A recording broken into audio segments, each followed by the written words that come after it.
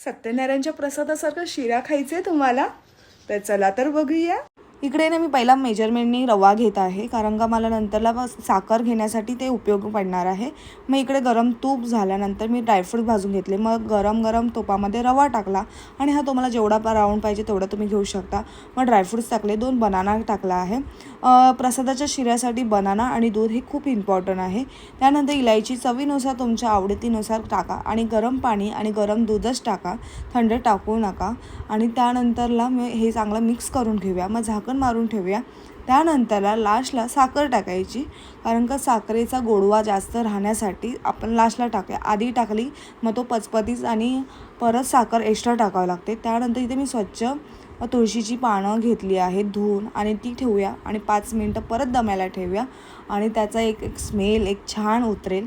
असा झाला आहे आपला शिरा. तुम्हाला कसा वाटला नक्की मला सांगा. बाय.